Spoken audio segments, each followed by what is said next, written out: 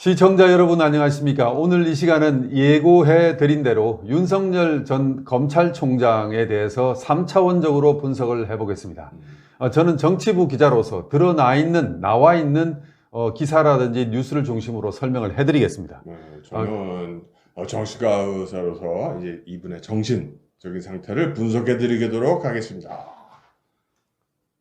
저는 그냥 윤석열 전 총장의 타주를 분석해서 한번 이야기해 드리겠습니다. 그렇죠. 지금 어떻게 보면 우리가 알고 있는 객관적인 사실들보다는 사실 궁금한 게 그거예요. 진짜로 우리가 믿는 게 진짜로 나타날지. 그렇죠. 2022년 3월 9일 날 그 양반의 운명이 어떻게 될지. 물론 이제 오늘 윤석열 씨를 시작을 해가지고 최재형, 홍준표 뭐 쭉쭉 다 할 겁니다. 쭉 할 겁니다. 예? 그래서 우리 정치부 전문기자로서 그 수역대 대통령과 수많은 후보 이렇게 보았잖아요. 네. 한번 어떻게 보십니까? 일단 그분의 이제 기본적인 이력부터 좀 말씀을 드리겠습니다. 네. 윤석열 전 총장의 박근혜 정부 국정원 댓글 사건 수사팀장을 하다가 최동욱 검찰총장이 낙마하면서 좌천한 건 알고 계시지 않습니까? 그렇죠. 예, 알고 있지 않습니까? 그러다가 다시 전화위복으로 문재인 정부 들어와서 적폐청산의 최일선에 서고 그리고 그러다가 또 현 정부와 갈등을 지금 일으키고 있지 않습니까? 그렇죠. 현 정부라는 건 이제 문재인 씨네. 그렇죠. 한마디로 풍운화적인 삶이거든요. 그래서 1960년 12월 18일생이에요. 서울 출생이거든요. 제가 지금 컨닝을 좀 자꾸 하려고. 네, 같이 근데 보시죠. 사실은 오늘 컨닝 안 하기로 했잖아요. 그죠. 컨닝 안 하고 자기 생각했던 것대로 고지것대로 다 나갑니다. 그러니까 우리 짜고 치는 거 아니니까. 예, 충암고 출신입니다. 예, 야구 잘하는 충암고 출신이고. 명문고인데 뺑뺑이 돌리기 전 시절인 예, 거예요. 은평구에 있죠. 예. 1979년도에 졸업했고 서울 법대와 대학원을 나왔는데 문제는 이제 사법고시가 너무너무 안 돼 가지고 심지어 구수를 했어요. 구수를. 아니 너무너무 안 된 게 아니라 좀 여유가 있어서 그런 거 아니에요? 아니 근데 일반 사람이 어디 여유가 있습니까? 시골에서는 자기 동생보다 늦으면은 그냥 곧바로 이제 소 키우고 밭 갈고 해야 되는 거 아니에요? 저만 해도 제가 시골에서 올라와서 서울에서 올라왔는데 제가 27 되던 해에 대학을 졸업을 했는데요. 바로 취직해야지. 딴 거 어떻게. 그게 이제 금수저를 보는 겁니까? 이거 금수저죠, 금수저. 그러니까 구수가 아니라 백수라는 얘기는 백수. 그쵸. 군대 갔다 오고, 그리고 이제. 군대 안 갔다 저만 해도 이제 군대도 안 갔어요. 보니까. 면제로. 저만 해도 이제 말하자면 시골에서 올라왔기 때문에 기자가 되려면 언론고시거든요. 신문사도 어려워요. 신문사도 언론고시를 봐야 되는데 재수, 삼수하는 아이들이 많아요. 많은데 계속 공부를 할 수가 없는 거죠. 그렇죠. 아니, 돈 벌어야지. 돈 벌어야지. 먹고 살아야지. 그걸 누가 백수로 이렇게 지내는 걸 집에서 배경이 없으면 안 되지 않습니까? 근데 윤석열은 어떻습니까? 돈 벌 건지 아니고 여기부터 봐줘야 되는 거 아니야? 우리가 급한 게? 조금 이따 이야기해. 그래서 일단 구수를 했습니다. 구수를 했고 그 집안 배경이 나중에 좀 말씀드리겠습니다. 그리고 연수원 23기고요. 그리고 검찰은 주로 94년도부터 검사 생활을 했고 주로 특수통으로서 이렇게 생활을 했습니다. 그리고 결혼을 아주 늦게 했네요.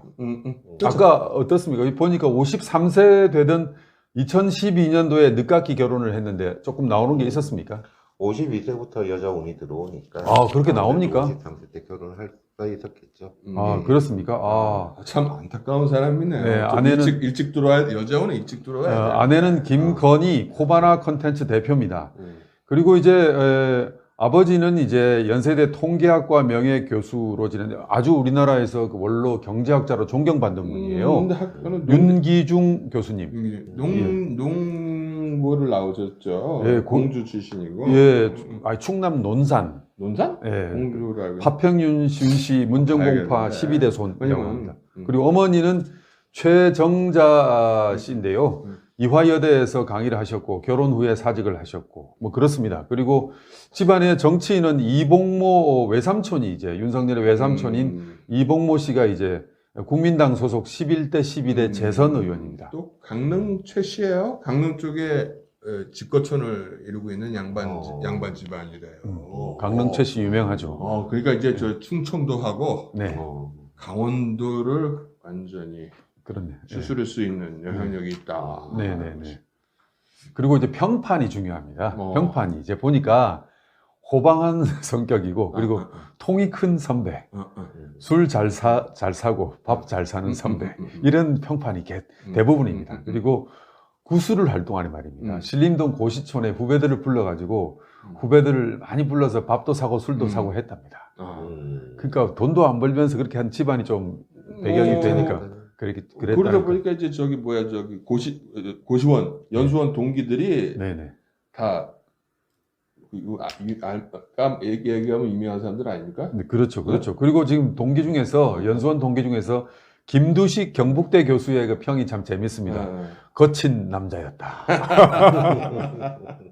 그리고 또 당구 실력이 엄청나게 뛰어나다 봅니다. 제가 보니까 그 이제 구수하면서 당구를 많이 친 것 같아요.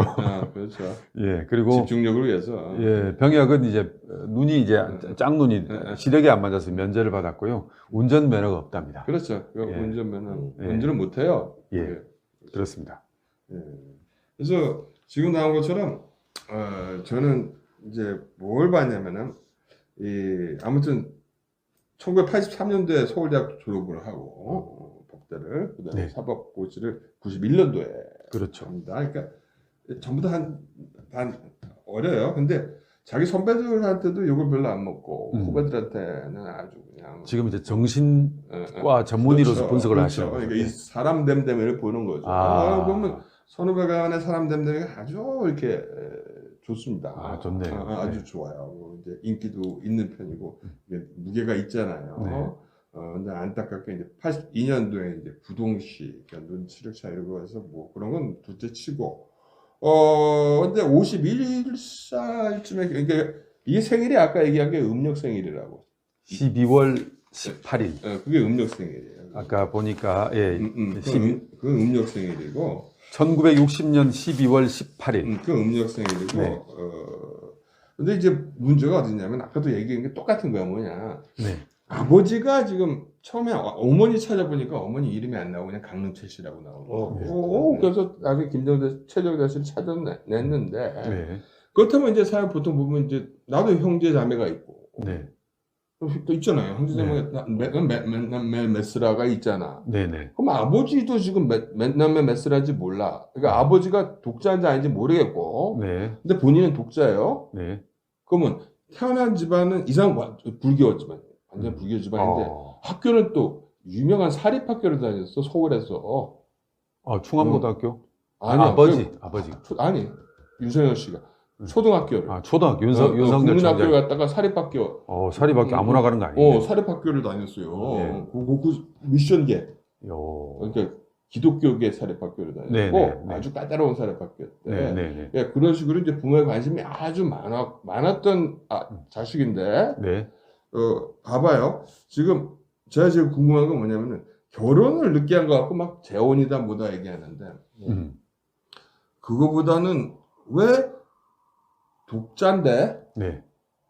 51세까지 결혼을 안 하게 놔둘 정도의 집안이면 이 집안은 지금 엄한 집안인지 아니면 좀 자유로운 집안인지 난 그거 모르겠어. 빨리 보고 싶지 않았을까 손주가? 그렇죠. 그게 좀 이상하네. 예. 그래서 사실 은근히 기절했던 게 네.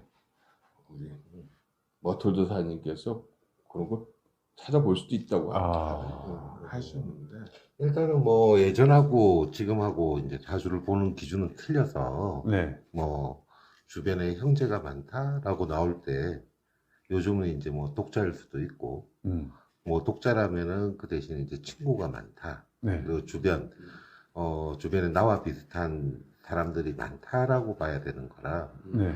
꼭 뭐 형제 자매 수를 논하기는 그런데 윤석열 전 총장 같은 경우는 지금 보면은 형제 자매가 많은 걸로 나와요. 그래요? 그래서 그러면 많은 걸로 나오긴 하는데 이게 이제 조직 사회에서 어느 수장을 한다면 이러한 기운들을 가지고 있는 사람이 없을 때 이렇게 나타날 수 있다는 거예요. 거죠. 호용호재하는 사람이 많아요. 그렇죠. 호용호재하는 사람이 많아서 그렇게 그러니까 그게 아. 하나의 그렇죠. 참 우리가 관전 포인트들이 아주 애매합니다. 그래서 그러면 또 뭐냐?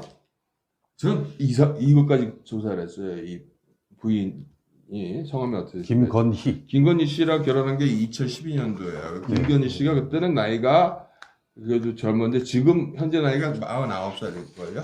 근데 49살이면 이게 좀 제가 좀 불편하고 죄송한 질문이지만은 병원에 오면 그걸 물어봐요. 약속 뭐 해야 되니까. 여성분이 오면 네. 혹시 폐경이 오셨냐고 물어봐요. 오. 그럼 폐경이 오는 나이가 50을 중심으로 좌우 5년씩이거든. 그러면 49살이면 폐경이면 이 집은 대가 끊긴겨. 다행히 그 자식한테 그 뭐야 권력을 물려줄 독재를 할 염려는 100% 없다고 내가 보장하는데 그런 것도 좀 난 특이하게 본 거예요. 살아온 가정이 이 집안이 가령 리버럴한 가정이냐 보수적인 가정이냐 어떻게 아들을 이렇게 늦게 시키고 손주도 보지 않고 하는 것을 그냥 보고 그 정상적이지 않네. 있는 집안이냐 네네. 하는 거고 이제 또 한 가지 이제 뭐냐면 이제 능력 제가 보여드릴 건데 이제 인간성의 도표. 인간성의 도표라는 게 있어요. 그래서 이 인간성의 도표는 이 사람이 생물학적인 존재이자 이제 심리학적인 존재, 사회적 존재하고 이제 기술 정보적 존재 이게 합쳐서 인간성이 이루거든. 근데 이거 우리 보통 인간을 얘기하는. 네네네네. 지도자가 되기 위해서는 수양적 영역이라는 게 있어요. 더 복잡하고 많죠. 그래서 이게 많아가지고 무슨 심리학, 사회학, 사회물리, 뭐 역사학, 군사학, 외교학, 정치학, 경제학. 이걸 다 해야 되는데 요걸 중심에 내가 이분이 어디가 부족한 걸 딱 보는 걸 갖다가 지금 하고 있는 거예요. 각자 객관적으로 하자는 거지. 그러네. 근데 이제 보다 보니까 윤석열 씨는 이제 이 뭐 심리학적인 것 검사들 얼마나 심리학적이잖아. 다 알잖아. 그렇죠. 내가 질문 받기 싫은 질문 딱 찍어서 하잖아. 맞아요. 약점만 골라서 그냥. 500가지 질문 그런 게 있더라고요. 땀 찔찔나게. 그 다음에 이제 인류학 법학이잖아, 법학. 그 다음에 소통 능력, 진실 검증력, 선택적 정보 수집력, 운영 관리, 데이터 분석력, 정치학, 경제학 다 잘하는 거지. 근데 단지 이 양반이 이제 역사, 외교, 군사 측면에서 어떠냐. 아니, 군대를 안 간 것 같고 트집 잡는 건 아니지만 군사학적으로 좀 부족하지 않을까 하는 것을. 당연히 부족하지. 그래서 군대 안 가는 그 표에서 계급도 모를걸요. 총도 모를 거고. 그 표에서 그 사람이 과연 이제 장수로서의 있겠는가 하는 정도의 그런 궁금증을 갖고 있어요. 근데 가장 큰 거는 뭐냐면은 이제 여기서 얘기 안 했지만은 사람들이 불편해하는 얘기예요. 왜냐면 이 사람이 진짜 문재인이 자기가 아니 좌파들이 지금 공격을 펴고 있거든. 이거 내가 뽑은 사람이다. 윤석열 최재형은 내 사람이다.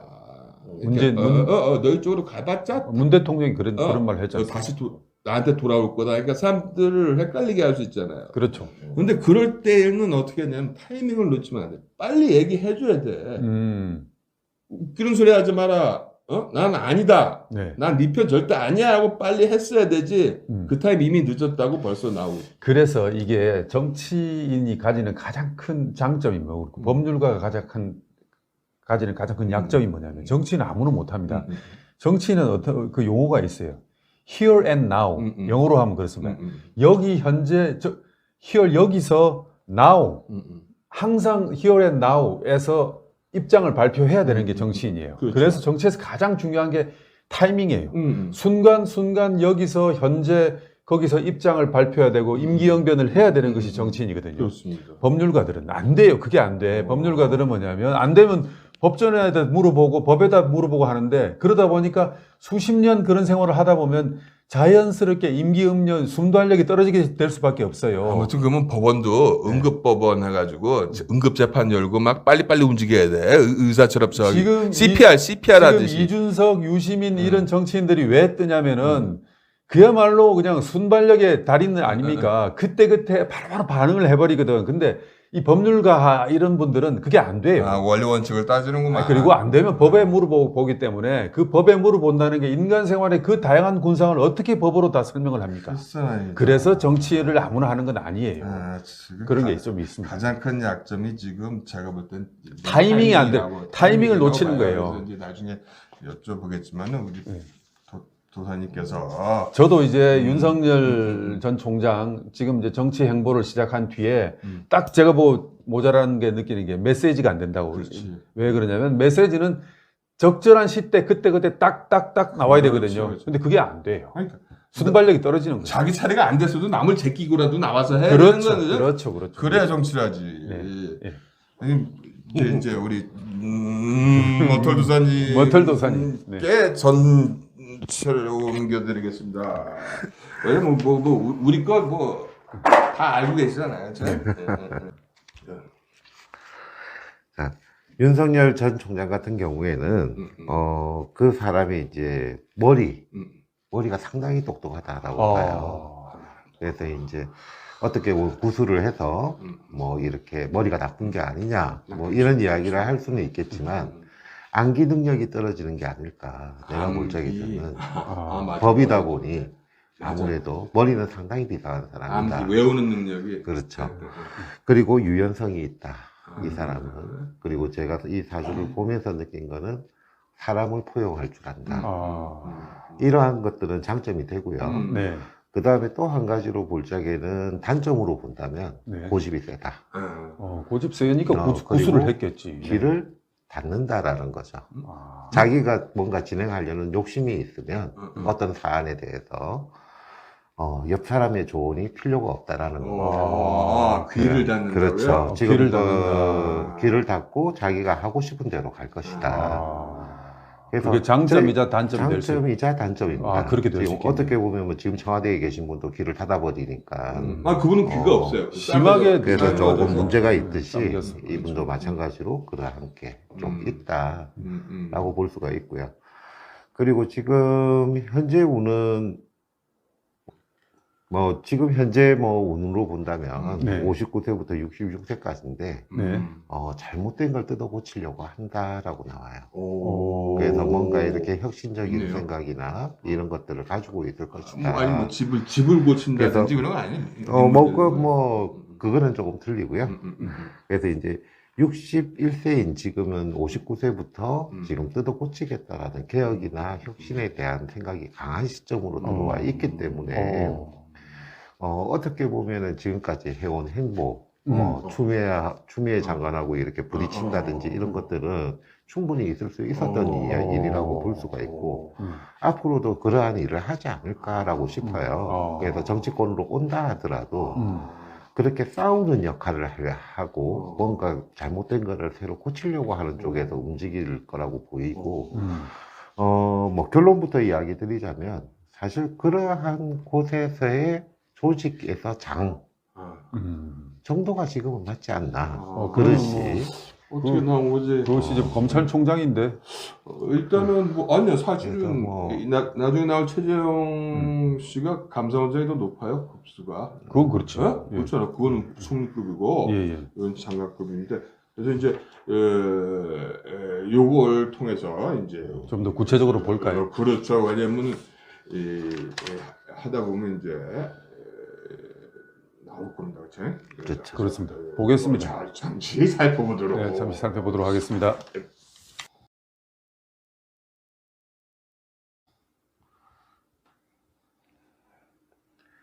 경찰 기축 정명 가기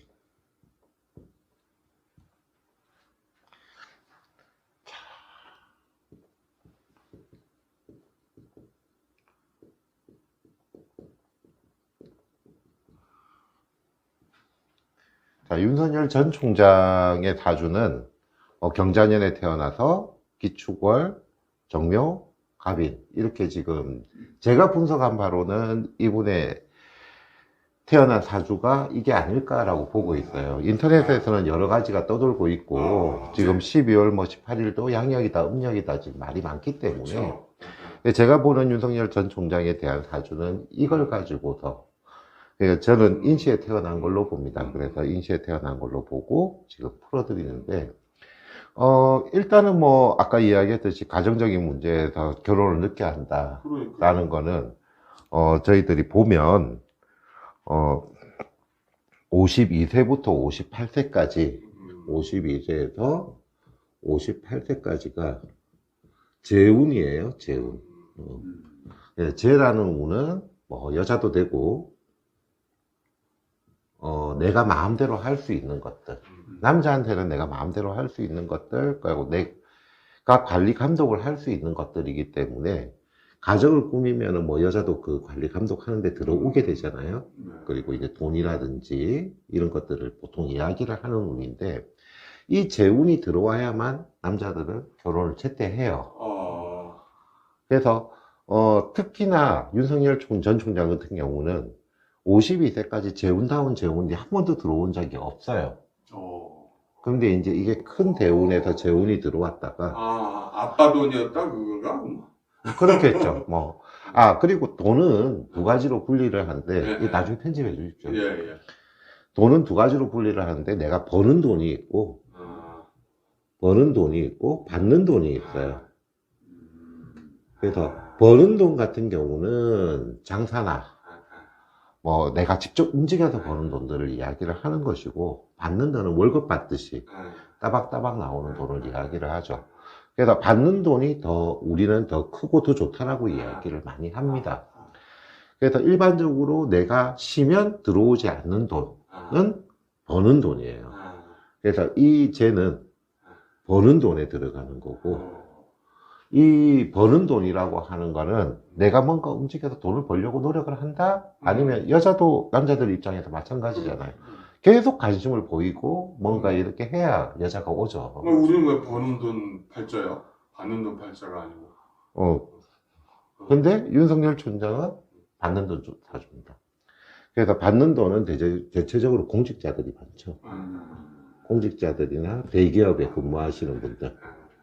이런 분들이 대체적으로 받는 돈으로 들어갑니다. 그리고 이제 버는 돈을 그래서 이 재운이 들어왔을 때 53세에 세운으로 세운이라고 하는 건 그 한 해 한 해의 운이에요. 근데 이 세운에 다시 재가 한 번 더 들어오더라는 거죠. 그러면 재운이 두 개가 겹치면서 결혼을 하게 된다라는 걸 이야기를 하는 거고요. 그 재혼 때문에 재혼 소리 나왔구나. 재혼이 아니라 초혼이잖아요. 그렇죠. 제가 볼 자에는 초혼입니다. 초혼이요. 그래서 요러한 것들이 지금 재운으로 들어왔었고 이거는 이제 가정적인 문제라 크게 중요하지는 않을 거라고 보고요. 이분의 성향 그 이야기할 때 저희가 기문으로 볼 때 육수가 두 개가 겹칩니다. 육수가 이 물이라는 기운이 지혜를 나타내는 거거든요. 근데 지혜 머리죠. 머리가 얼마나 좋으냐라는 이야기를. 육수다 그러니까 또 뭐 먹고 배가 뭐. 그래서 이 육수라고 하는 것 자체가 지혜를 나타내고 지혜가 두 개가 겹쳐 있으니 얼마나 똑똑할까라는 거는 머리가 좋을까 하는 거는 또 그리고 정묘일주예요. 정묘일주고 그래서 여러 가지로 봤을 때 머리가 상당히 좋은 사람이다. 그런데 이 머리는 뭔가 이렇게 이렇게 들어가는 머리들은 외우는 거에 약해요. 솔직히. 이해력은 빨라요. 이해력은 빠르고 능동적으로 움직일 수가 있는 반면에 뭔가를 안개라 그러면 좀 버버대죠. 법전 암기를 다 해야. 그러니까 이제 구수를 하셨다는 게 왜 이게 기술직이나 이런 쪽으로 갔었으면 상당히 빨리 그 분야에다 습득을 했을 건데 왜 법전을 갖다 외우는 걸 하셨을까 하는 게 이제 그건데 하여튼 뭐 지금 이렇게 오고 있으니 요렇게 보면은 머리가 좋다. 그리고 내위에 육수라는 내위에 형이라는 육수가 또 붙어 있다라고 볼 수가 있어요. 그래서 형제 자매가 많거나 아니면 나를 호영호제로 부르는 사람들이 많을 것이다 주변에. 그래서 이러한 부분도 지금 보이지만 저희가 또 판단을 산다고 그러지 않습니다. 그렇죠. 육수니까 뭐 술도 되겠죠. 근데 아까 물이니까. 그최 기자님이 그 세력도 한번 판단해 주시겠다 그랬잖아요. 왜냐면 후보들마다 세력이 그러니까 팔로우 그렇죠. 그렇죠. 주변에 이제 층이 얼마나 당구에서 그러니까. 잘 친다던데. 아니 당구 구수가 아니라 이 뭐 친구들이 많기 위해서는 어쩔 수 없이 당구를 잘 쳐야 또 많이 어울리고. 아니 어느 정도 돼요. 그러니까 그 여러 지금 후보를 봤을 때 그쪽이 도사님보다도 우리 최 기자님이 대답을 해줘야 될 것 같아. 당구 실력? 아니 이 팔로워의 숫자 그러니까 동원할 수 있는 자기 세력이 있는가. 있죠. 우리가 사다 팬클럽 많지 않습니까? 그래요. 팬클럽. 그래서 뭐 옛날 같으면 뭐 조선시대 이전으로 간다면은 분명히 형제가 많을 것이다 이 사주를 보고 이야기를 하지만 네. 지금은 주변에 자기와 호영호재하거나 동고동락을 같이 할 수 있는 세력들이 있을 것이다 라고 볼 수가 있습니다. 상한가입니다 지금. 뭐 서로 조금이라도 윤석열과 하려고 뭐 자, 이렇게 걸쳐 그래서 보려고 지금.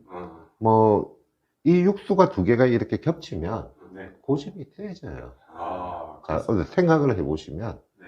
이게 작은 물로 보이죠. 작은 물이 아니에요. 이 두 개가. 그러니까 육수가 있고 우리가 이야기할 때 일수라는 게 있습니다. 이 숫자입니다. 6이라는 숫자, 1이라는 숫자인데 네.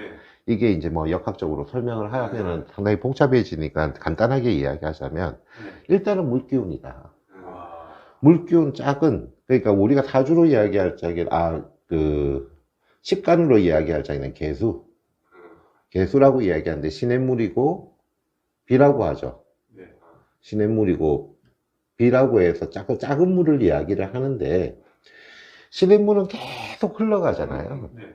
그러다 보니까 계속 머리를 굴리게 될 수밖에 없는 거고 그래서 지혜를 나타내는 거예요. 또 어떻게 보면 제가 알고 보면도 고집이 세잖아. 3번이나 뭐 거절을 하고. 그리고 모든 만물을 키우기 때문에 그러한 생명력도 있다라고 보는 겁니다.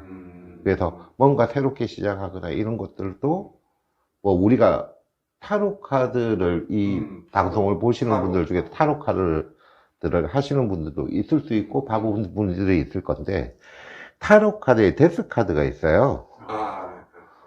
됐어요. 예. 이거는 그렇죠. 이게 죽음이라고 이야기를 하는데 타로 카드에서도 번역을 할 적에 시작으로 봐요. 새로운 시작. 새로운 시작. 자, 이 개수가 그러한 의미를 줍니다. 새로운 시작을 이야기를 합니다. 자, 그래서 뭔가 이렇게 돌아가고 뭔가 흘러가고 하면서 머리가 영리하고 또 한 가지는 말을 잘한다. 상당히 말을 잘할 거예요. 제가 지금 방송에서 뭐 말을 하시는 건 좀 본 적이 거의 없습니다만은 제가 확인했어요. 근데 말 잘하더라고요. 말을 상당히 잘하시는 사람이다. 라는 거죠. 그래서 사실 뭐 변호사에서도 잘했을 것 같아요. 변호를. 그런데 이제 뭐 일단 뭐 검사셨으니까. 짜장면 먹고 싶었다니까. 예. 그렇게 해서 지금 그래서 고집이 세고 이 육수가 흘러갈 적엔 다른 소리가 안 들리잖아요. 시냇물이 막 하거나 소나기가 막 떨어질 때 다른 소리가 잘 안 들리듯이 그렇죠. 다른 사람 말을 안 들을 것이다. 라는 게 있어요. 자기가 힘을 낼 때는. 그러니까 추진력은 상당할 수 있을 것이나 장점이자 단점. 그렇죠. 그게 이제 보이는 겁니다. 대통령으로서는 장점이자 단점. 자, 그리고 이제 윤석열 우리 뭐 전 총장님은 보궁국을 가지고 있어요. 보궁국이라고 우리가 이야기를 하는데 이게 보궁국이라고 하는 거는 엎드려서 신음한다. 엎드린다. 엎드려서 신음한다라는 건데 평생에 이 보궁국에 끼어 있어요. 그래서 이분 같은 경우에는 뭐든지 자기가 다 간섭을 해야 돼요. 직접 확인을 하지 않으면 분명히 엎드려서 후회하고 신음하게 될 것이다 라는 이야기거든요. 그래서 지금까지 뭐 윤석열 총장, 전 총장님이 살아오면서 몇 번의 사건들이 있었죠. 네. 근데 그 사건들이 있었을 때 제가 볼 적에는 본인이 확인한 사항은 아닐 것이다. 그냥 누가 이야기하니까 그렇게 해? 이렇게 흘러보낸 것들이 다 문제를 일으키는 사람. 빈틈이 없는 거네. 그렇죠. 그래서 이 사람은 엎드려서 신음하지 않으려면 뭐든지 자기가 다 관여를 해야 돼요. 하나하나 토시 하나까지 읽어봐야 되는 사람인데 그러지 않으면 이 사람 운명에서는 계속 후회하는 일이 생길 것이라고 그러니까 나오는 거예요. 뭔가를 놓치지 놓- 않기 위해. 놓치지 않기 위해서 해야 된다라는 거죠. 그래서 이제 지금 지금도 뭔가 우리 눈에 그래 보이지만 계획을 짜고 있다는 거 아니에요? 그렇죠. 머리 좋은 사람이 가만히 있을 리가 없죠. 그런 거. 계획이야 계속. 머리를 쓰지 않으면 이 실행을 사람은 하니까. 죽음이다라고 봐야죠. 어. 물인데. 자기가 물인데. 그러네. 일부 이제 사주를 공부하시는 분들이 정화인데 왜 물이냐고 이야기를 하실 거예요. 근데 기문에서 다시 풀면 사주에서는 정화로 보더라도 저희들은 육수로 봅니다. 그래서 이거는 뭐 정확하게 기문을 공부하시는 분들이 이야기를 하실 수 있는 부분이고. 예측했지 못했던 부분이거든요. 제가 윤석열 씨 분석할 때 막 욕 많이 먹었는데 이거 보시면 또 기운이 나오시겠는데? 응? 근데 이제 제가 볼 적에는 이런 사주의 구성, 방금 이야기했듯이 머리도 좋고 사실 참목격이 더 좋지 않겠습니까? 그죠? 그래서 그렇죠. 참목격이나 지도자 지금 운적인 흐름도 어떻게 보면은 개혁을 그거 하고 단행을 하고 이런 걸 하려고 하면 제가 보기에는 대통령으로서 뭔가를 하는 것보다 어떤 조직에 뭐 요즘 공수처라든지 이런 조직에 들어가서 뭔가를 갖다가 활동을 하시는 게 더 좋지 않겠느냐라는 게 이제 제 생각이고 아마도 그러한 자리는 충분히 차고 들어가실 수 있을 것이다라고 봐요. 그래서 이제 오늘 이 방송을 하는 이유가 사실 대통령 후보로서 어떠냐라는 게 가장 그거 할 건데 제 개인적인 생각은 대통령은 아니다. 지금 현재로는 대통령의 운은 아니다라는 거죠. 왜냐면 오늘 닦아놓고 그냥 솔직하게 얘기하기로 했잖아요, 우리가. 예. 내년 3월 그래서 9일. 그렇죠. 내년 3월 9일에 내년이 그렇게 좋은 편은 아닙니다. 어떻게 보면. 총장이 이제 별로 안 좋습니까? 일단은 우리가 한 해의 운을 볼 때 네. 내년의 기운을 보거든요. 네. 근데 이제 내년 같은 경우는 임인년이라고 하죠. 임인년이 들어옵니다. 호랑이 해가 들어오는데 이 임인년의 해에서 가져오는 거는 이 기운이 들어올 때 정화의 기운과 신금의 기운이 들어와요. 자, 근데 이 신금이 들어오고 정화의 기운이 들어오면 기존에 있는 글자 나 자신이죠. 이거는 사주로 지금 보는 겁니다. 정화의 기운을 만났을 때 자신한테는 좋은 일이 벌어지지가 않는다는 거예요. 이게 비견겁제가 뜬다는 거거든요. 경쟁자. 나와 같이 경쟁할 수 있는 사람.